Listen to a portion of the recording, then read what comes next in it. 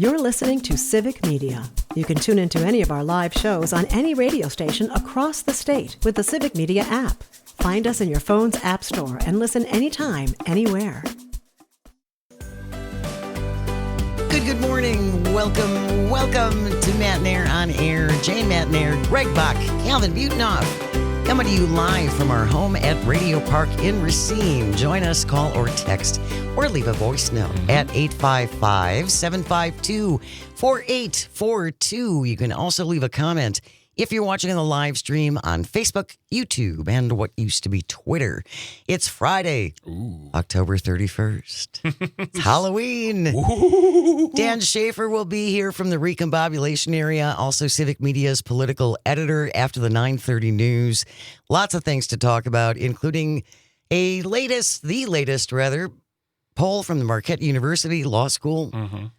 People in Wisconsin don't want to talk about elections, is my big takeaway from the poll from Marquette. Hey, Jane, sometimes we don't want to talk about elections. Yeah, but so who are the front runners as we're many months away yet from the mayoral elections, the governor, gubernatorial elections, all those things? Governors, not Governor, not mayoral. Yeah. So we'll talk about that with Dan. Along with many other things, City of Milwaukee considering cracking down on people with lots of parking tickets. Not a bad idea. Yeah. Audio sorbet, we're going to do Halloween related. Again, there we go. Halloween week. It's Halloween week. Oh, baby. Audio sorbet, yes. Oh. Nice. We will talk about great Halloween costumes, best Halloween costume you ever wore. Yeah. One you saw that really impressed you. I've seen some amazing displays in my neighborhood. Yeah.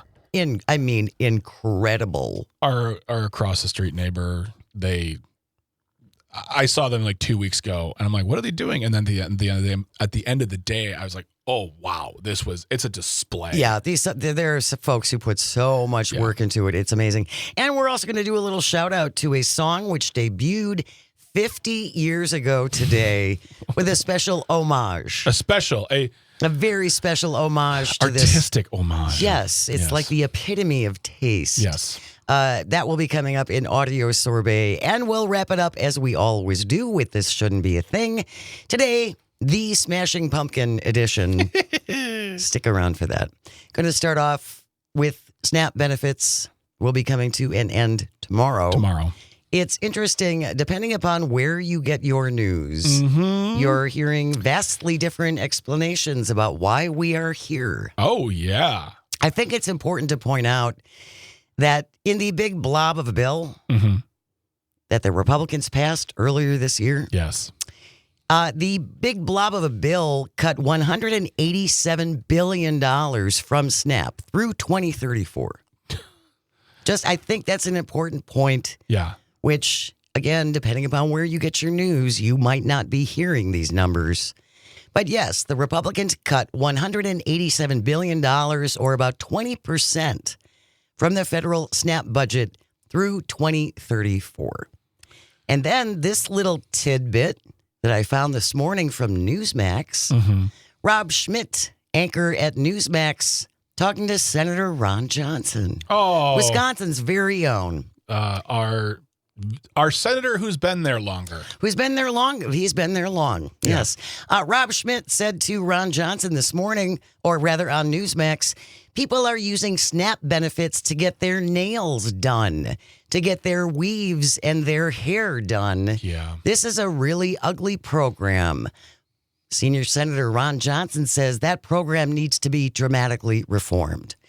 Ron Johnson could have said, that's not true. You can't use your SNAP benefits to get your nails done or your weave, nice little throw in of the racism there, or your weave done. That's not how SNAP works. The dog whistles that have been thrown out from various Republican, GOP, way right-leaning pundits, politicians, whomever, has been brazen. Yeah. I mean, a dog whistle, I guess, isn't brazen because it's supposed to be disguised. Passive-aggressive. Yeah. But they're just whipping them out like it's nobody's business. I've heard them refer to ghettos. I've heard the weave, the crack, smoking crack comments. Like, just say it.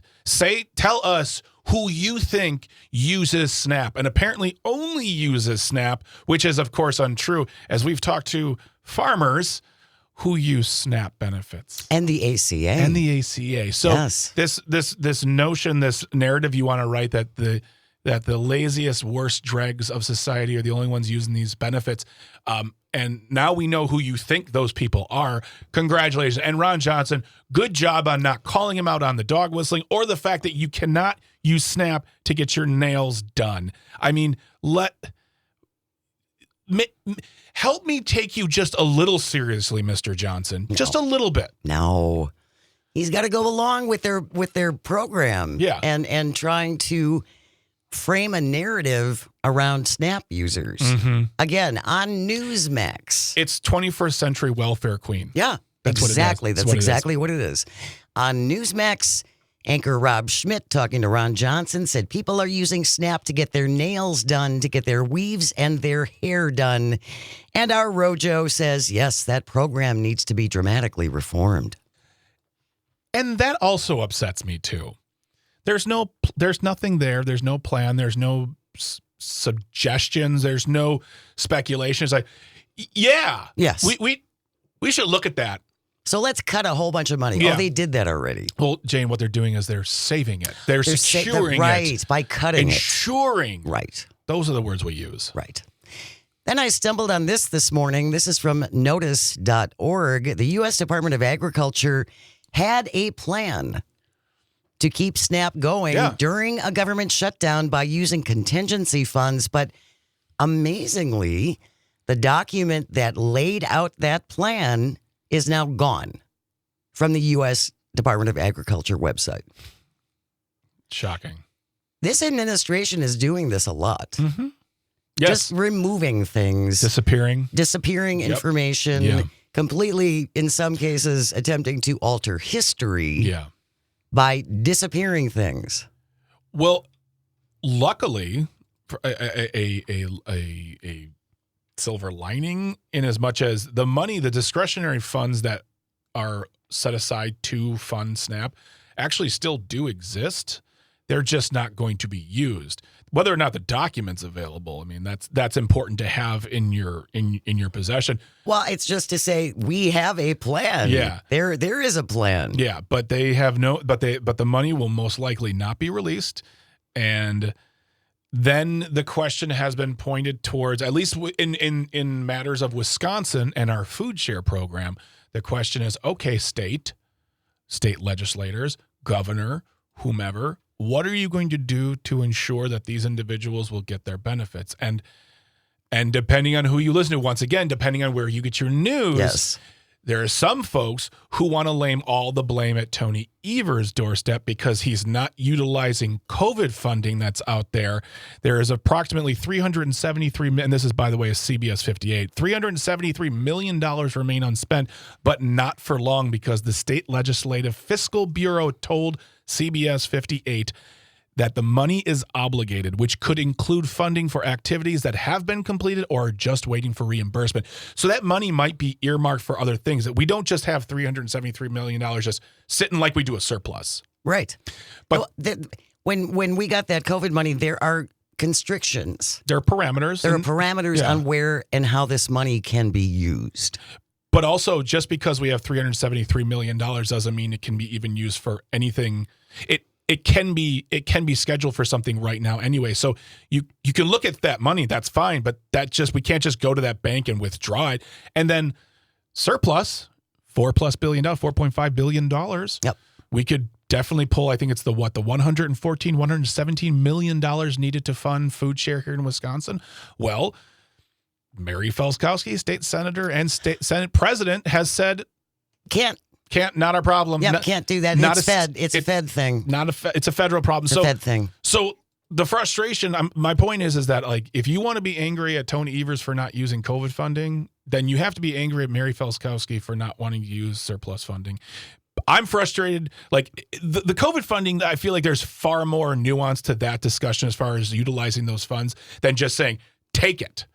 But the surplus, once again, sitting there right in front of us, not being used to fund a great deal of things. But this is one I feel like, talk about a a situation which needs emergency funding, and we have way more than we need to fund this.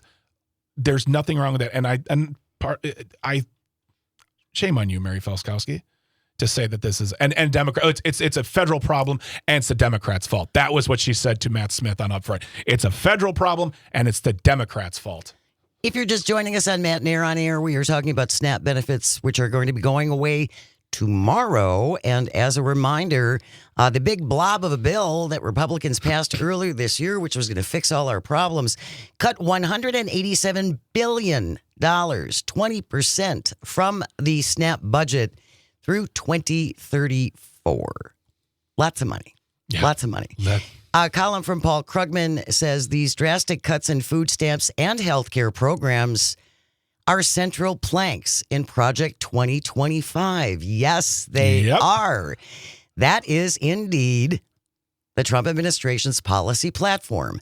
These planks were written into the one big blob of a bill that they passed last summer. Mm-hmm. This is part of the plan. Yes. And it's part of a plan that we have been talking about for over a year now. And I don't want to get into the place of pointing fingers or I told you so. That solves nothing. Solves absolutely nothing. But we were given their playbook. This is like when the opposing team finds the playbook. We were given the playbook, and it for some reason did not move the needle for some people, and it was denied by others. And the president lied about it. Yeah. And here we are a year later, and they have enacted, and depending on who you talk to, some will say 30, some will say 70, but a good chunk of what was proposed in that 900-page plus book has been and is going to be implemented. And most of it through the budget. Yeah, absolutely. Roger on the live stream says, ask Ron Johnson how many people have been arrested and prosecuted for having their nails or their weaves done using SNAP.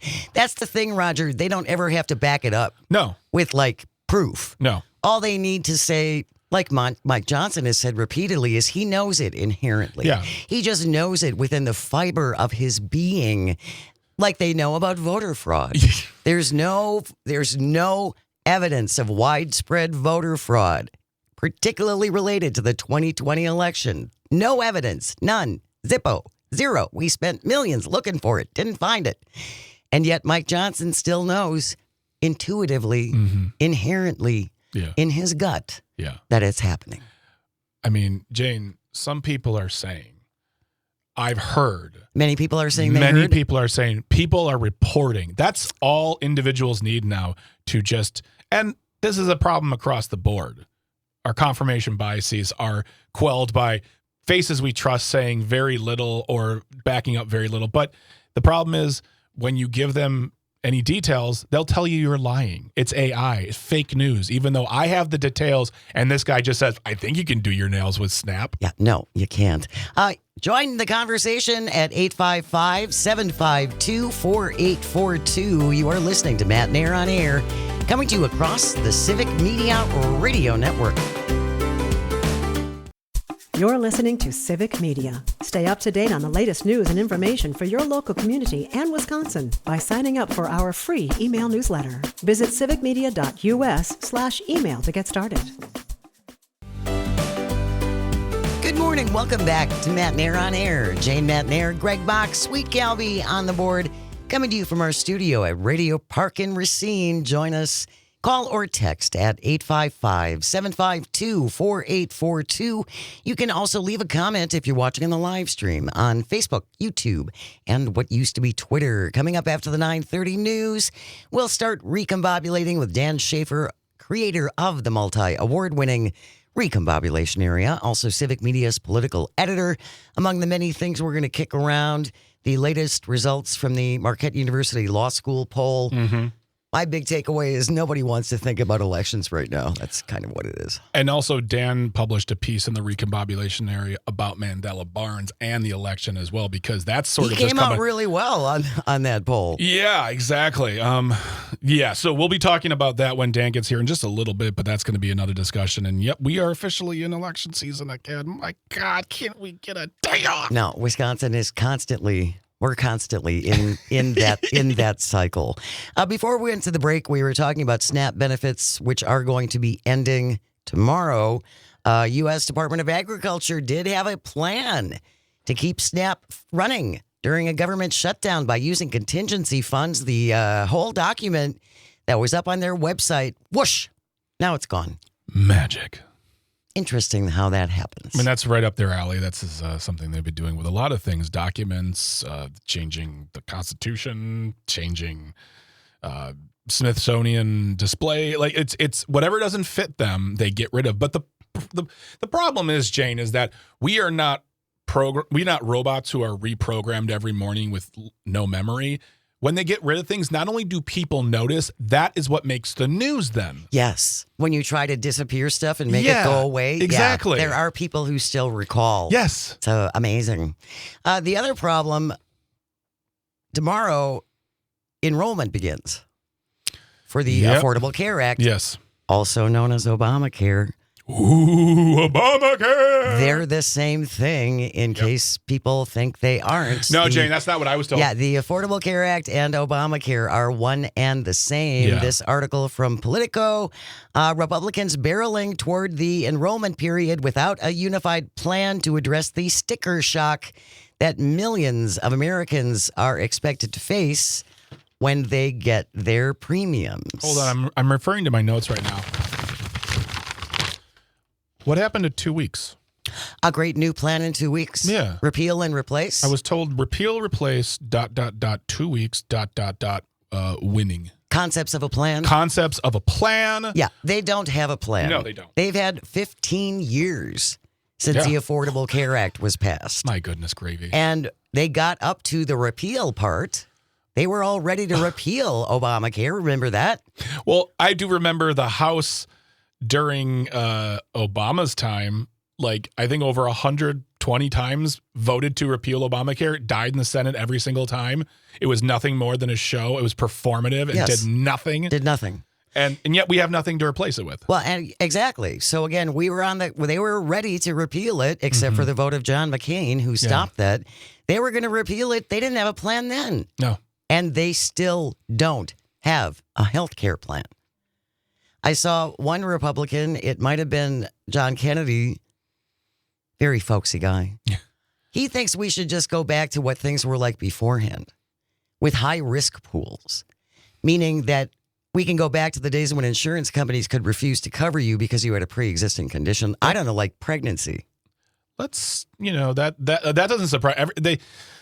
It always seems that the best solution they have is going back to the old days. And really when it comes down to it, it's never a thing of, there's no buy-in for them. There's no expectation for them because one, they have some of the most amazing healthcare in the world.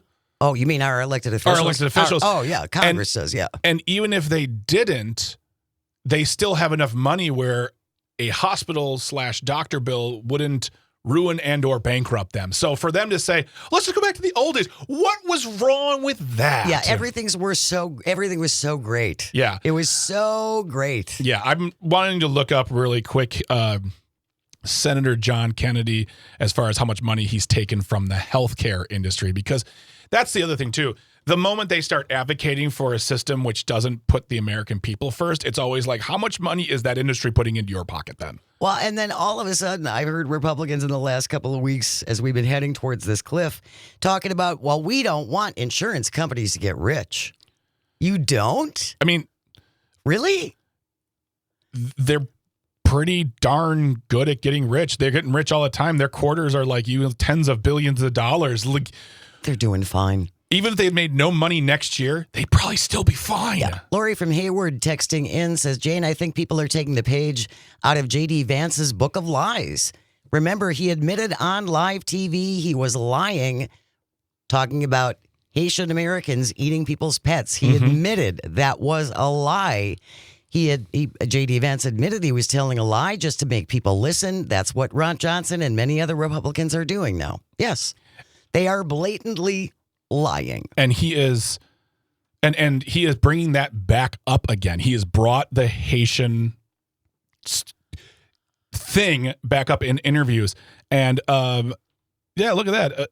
Ochsner Health Systems has given him $41,145. Oh, John Kennedy? Yeah, John Kennedy. I'm trying. Yeah, it's so he's got a little bit of buy-in with them. So it's advantageous for him to plump for the business. Yeah. Oh, and LHC, it's a hospice home care group, has given him $50,000. Oh, geez. In these days of bribes, that's almost a pittance. Drop in the bucket. We have news coming up next, and then when we return, Dan Schaefer will be here for all things recombobulation. Stay with us. You are listening to Matt Nair on Air. This is the Civic Media Radio Network. Good morning. Welcome to Matt Nair on Air. Jane Matt Nair, Greg Mock, Dr. Slide on the board, coming to you from our studio at Radio Park in Racine. You can join us, call or text at 855-752-4842. You can also leave a comment if you're watching on the live stream on Facebook, YouTube, and what used to be Twitter. Good morning, live stream.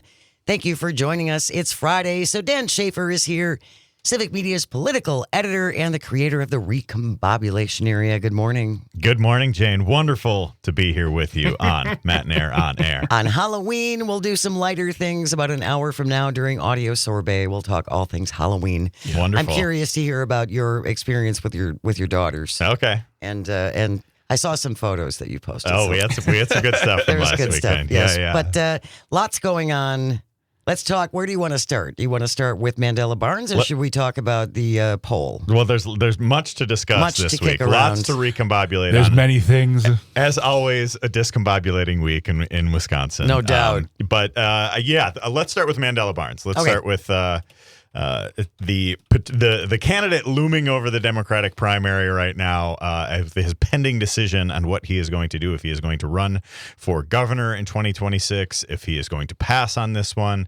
All signs right now seem to point to Barnes running again.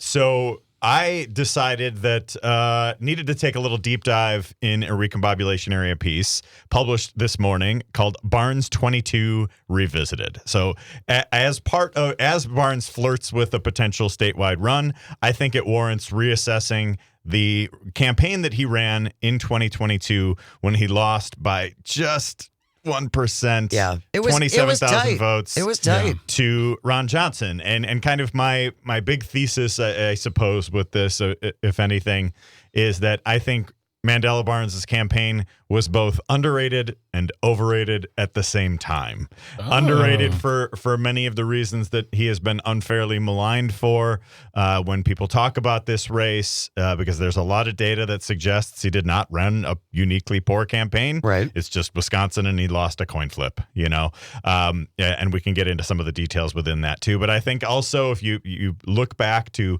some of the decisions made in that campaign, some of the ads that they ran, some of the way the messaging was, some of the approach that the overall campaign took with this too safe, risk averse, we don't really want to say anything bold or buzzy or whatever. Right.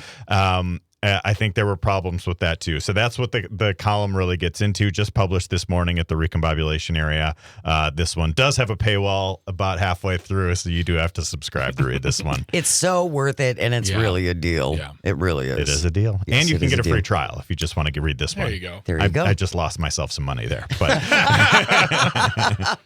So in what ways was he underappreciated in the way that he ran his campaign? Yeah, so I think there's a lot of data that suggests, in Wisconsin, it's always going to be any statewide race is going to be in that toss-up category. Right. Neither party has the inherent advantage like you would see in many other states. And so then I think because it was a Republican advantage midterm. People forget this because Democrats did better than expected. Right. But when your leader is in the White House, when you control the White House, the out party tends to do better in the midterms. This is what history has shown us over and over again. Democrats did well 2006 and 2018 in those regards. Republicans did extremely well in 2010. Yeah. Also 2014.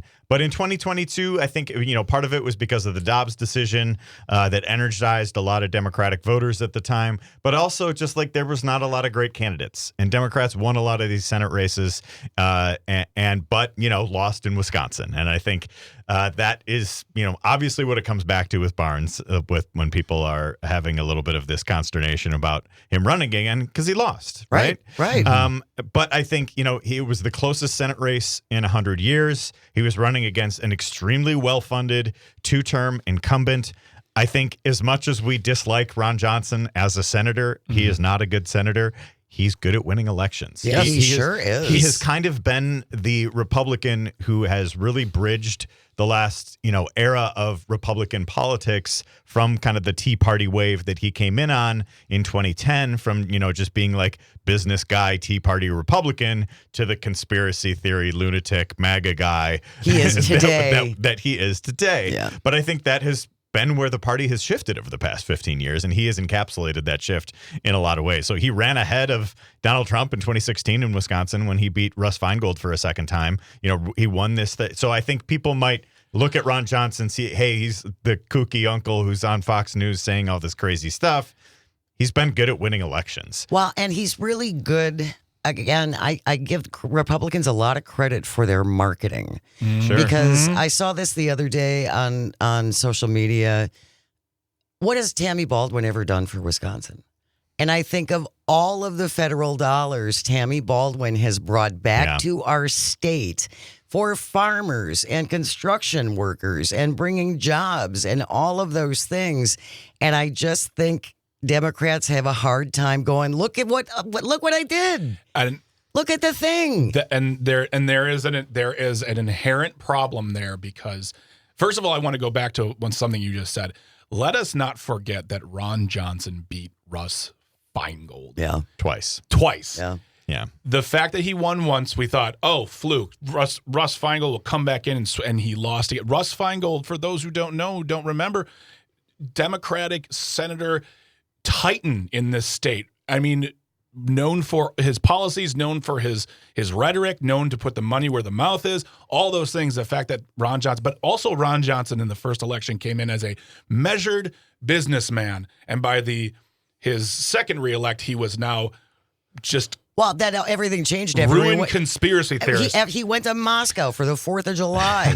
But the thing is that what you're saying, Jane, I think is very, very important, and I think that Democrats really need to figure it out someday. Is that when they achieve something and they want to do something policy-wise, they think the best way of doing that is getting in front of you and talking about it for what seems like a decade. They love to explain. They're never happier than when they're trying to teach you something. Whereas Ron Johnson, and this was told to me by a friend of mine who is a consultant in D.C., Ron Johnson just simply said, do you like candy? I love candy. I'll give you candy. Yeah. Vote for me, candy. And people were like, I like candy. So it's about taking all of those wins from Tammy Baldwin. And same problem with Tony Evers, too. Not enough standing on the podium, doing victory laps, because it's hard to put these kind of non-sexy, boring things into context and make it look good and feel good and make you go, oh, awesome. That's the problem that Democrats face. But it blows my mind that we can have someone like Tom Tiffany who voted against the Infrastructure Act, but then he'll go and stand in front of the Blotnick Bridge and say, look what I did for Wisconsin, when he actively voted against the measure that is bringing the improvements to the Blotnick Bridge. That makes me crazy.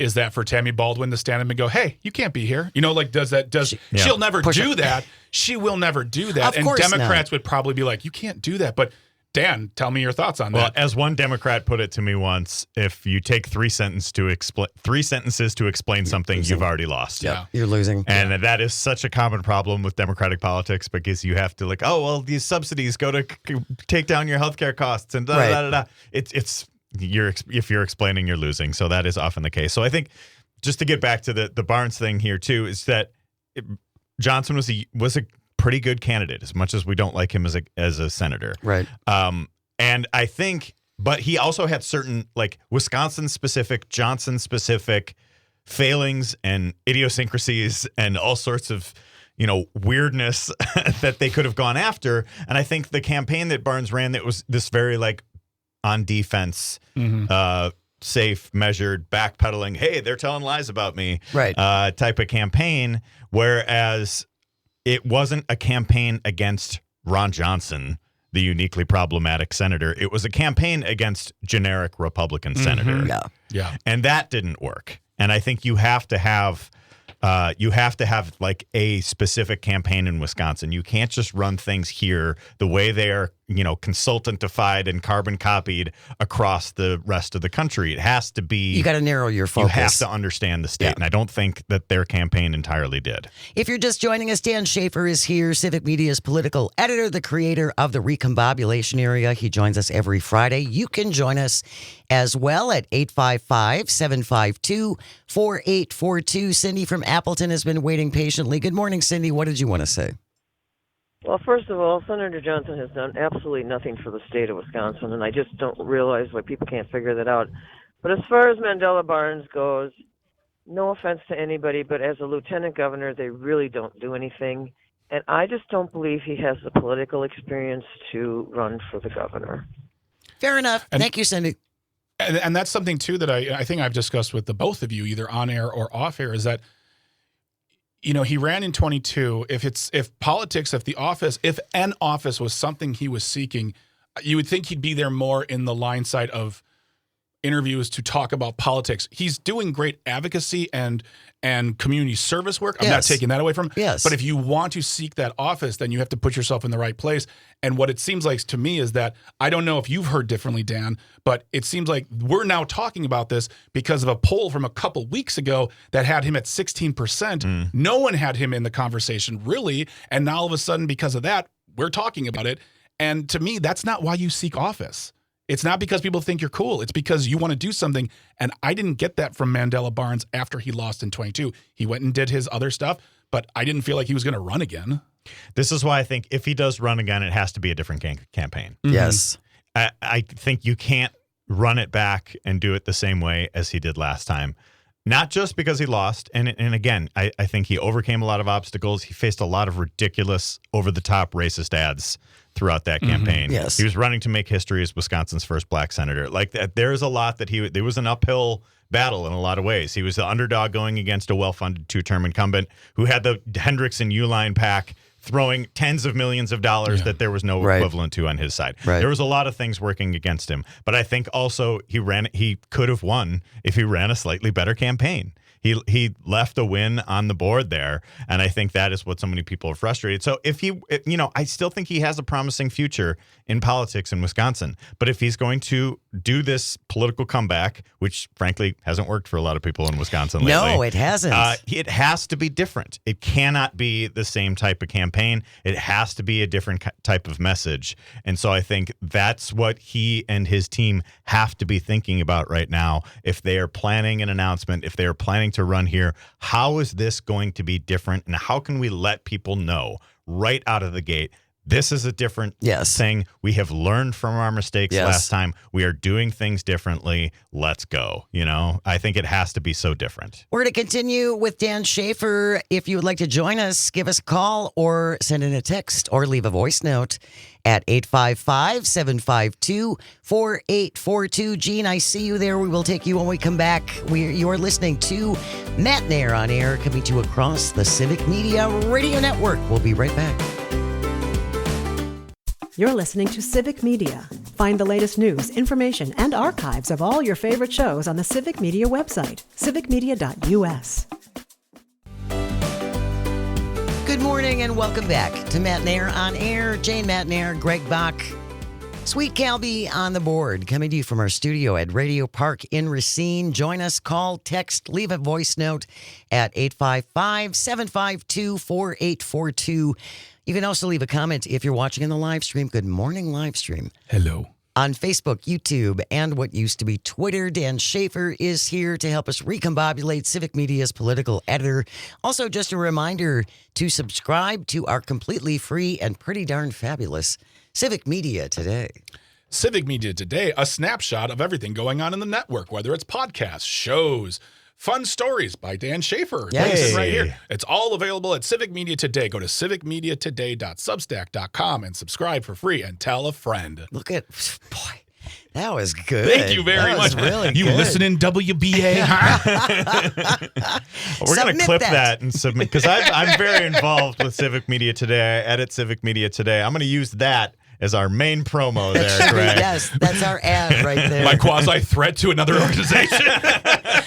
But it's seriously, it's a great snapshot of what is going on across all of the shows. Even, Earl Ingram and the podcast and all of those things. And our news, like And our headlines news. from around the state from all of our news team. Yeah. Yep. And then Shali Pittman, our news director, puts together this, just kind of like, here's what's going on around the state, what we're watching today. It's a great way to find a lot of Wisconsin news, connect Yes. to all of our shows. Yep. Civic Media Today. Today. Substack.com. There it is. That's what you want to do. We'll put that in the show notes. Right before the break, we were talking about the Wisconsin races and the race for governor. Governor Evers, Tony Evers, not running again. And so we were talking about Mandela Barnes. Jean from Eau Claire has been waiting very patiently. Good morning, Jean. What do you want to say about this? Hi, great topic. I just want to say, first I want to clarify something because they always do this to people in a nonchalant way, this type of thing, that Tammy Baldwin never did anything for us. I've never seen anybody work as hard as her except for Russ Feingold. And I watch Russ Feingold. Believe me, I've been watching this stuff for years, and the lies and the deceptions. These people are masters of deceptions, and they got a lot of bucks put in to help them keep control of our country and our state. And it started in our state and moved up to the federal government. We got to move those people out that are associated with what happened with Scotty Walker, and now they're doing it when they're federal government. Ron Johnson is a master of deception and lies. And one of the things that I've seen him do, which I really do believe helps to support that once people run, they don't get another chance, because they use the dirtiest techniques that I have ever seen in my life, like putting Mandela Barnes at that parade when the guy went through with the cars and the parade, and then they put pictures of Mandela by, that what happened there, like he was involved in it. It was sick, and I couldn't get that out of my head. They use a lot of really rotten things to get you to see something horrifying and put the person with it. And people got to realize the people that are doing the horrifying things are the ones setting it up, like Ron Johnson, who don't give a nothing about the people in the state of Wisconsin. That's my personal opinion, folks. That's my opinion. So thank you very much. And in fact, he was up there the other day, and I just about choked. He was up there saying how he was on a list, an enemies list by Biden, and, because he was looked into. I couldn't believe it. I thought, holy Moses, isn't anybody seeing this? He was saying that he was on an enemies list, and they were checking his January 6th phone calls. Thank you, Gene. Appreciate it. Yeah, Ron Johnson is all over any cable channel he can get on, talking about the fact that, yes, this is all about the January 6th attack on the Capitol and who was getting contacted and who was getting called. And we know Donald Trump was calling lawmakers when this was going on. So that's what that is related to. But yes, they're trying to overturn the election. Seems like something to investigate. It does, I don't know. It does seem worthy of investigation. Trying to end democracy in America. Kind of a big deal. Yeah, but going back to Mandela Barnes, yes, they used some racist tropes. They certainly did. In running against him. They certainly did. Yes. They had I believe there was a mailer where they darkened his skin color. They put his name next to a crime scene in one of these ads. I think that Gene was alluding to there. A bunch of Milwaukee legislators came out talking about how racist these ads were in real time. Angela Lang wrote a piece at the Recombobulation area in real time talking about how this was. And so I think, he faced obstacles a lot of other candidates wouldn't because of that. And so I think you have to consider that piece of it, consider the factoring that into the larger calculus of things. He was running against an incumbent to make history. Like, there was a lot of difficult things there. And I think there was a comment on our live stream about, I'm going to bring this up right Barnes now. too. Ms. Artie T says Barnes got 48,223 fewer votes than Evers and lost to Johnson by 26,255. Because Barnes couldn't get the necessary Democratic votes, we need another candidate. Thank you for that comment, Ms. Artie. Yeah, so I do want to address a piece of that too. So John Johnson of Marquette University, very smart guy, does a lot of really in-depth research. He wrote a piece after the 2022 election talking about Barnes' campaign and the fact that, why is it that Wisconsin elected Tony Evers by 3.5% and Barnes lost by 1%? And really what he calculated in this was the force of incumbency, and which he calculated to be about a 2% net effect. Yeah. So 2% advantage for Tony Evers, 2% disadvantage for Mandela Barnes. Wow, yeah. And that explains that kind of 4-ish% discrepancy. That 40-some thousand votes that the folks on the live stream identified as that being different. And now incumbency was a really big factor across the board in Wisconsin that year. There were not a single incumbent lost in November 22 out of the 90 running in the state legislature and statewide and where else. So incumbents just did not lose that year at all. And so we have to incorporate that into understanding it. Yeah. We have news coming up next. We will continue recombobulating with Dan Schaefer, Civic Media's political editor. Stay with us. You are listening to Matt Nair on Air. This is the vast, statewide, countrywide. You can pick us up around the world on the Civic Media Radio Network. Don't go away. The national news cycle never stops, but it can be hard to find news about your local community. Civic Media is dedicated to providing quality local and state news coverage across Wisconsin. With the Civic Media app, you can get notifications about local stories that matter to you and your community. Find the free Civic Media app in your phone's app store and choose notifications from the menu to tell us what kind of news you want to hear about.